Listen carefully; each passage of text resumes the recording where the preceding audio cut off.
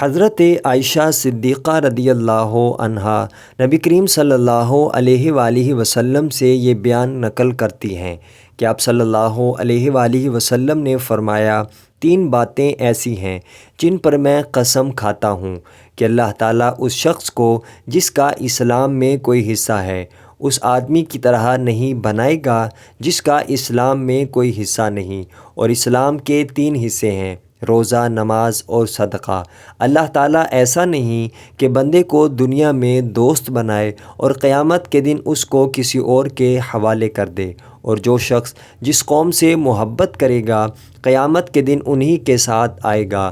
اور چوتھی بات، اگر میں اس پر قسم اٹھا لوں تو مجھے اس بات کا ڈر نہیں کہ میں گناہ گار ہو جاؤں گا، وہ یہ ہے کہ اللہ تعالیٰ جس بندے پر دنیا میں پردہ ڈالے رکھتا ہے تو قیامت کے دن بھی اس کے عیبوں پر پردہ ڈالے گا۔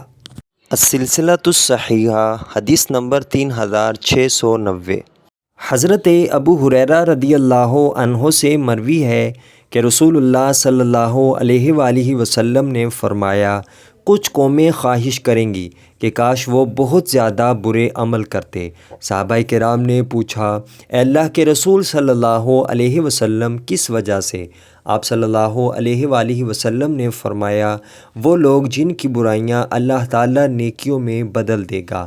السلسلۃ الصحیحہ، حدیث نمبر 3668۔ سیدنا ابو برزہ اسلمی رضی اللہ عنہ سے مروی ہے کہ رسول اللہ صلی اللہ علیہ وآلہ وسلم نے فرمایا، اے وہ لوگو جو اپنی زبانوں سے ایمان لائے ہو مگر ایمان ان کے دلوں میں نہیں اترا ہے، مسلمانوں کی بدگوئی نہ کیا کرو اور نہ ان کے عیبوں کے در پہ ہوا کرو۔ بلا شبہ جو ان کے عیبوں کے در پہ ہوگا اللہ بھی اس کے عیبوں کے در پہ ہوگا، اور اللہ جس کے عیبوں کے در پہ ہو گیا تو اسے اس کے گھر کے اندر رسوا کر دے گا۔ سنن ابو داؤد، حدیث نمبر 4880۔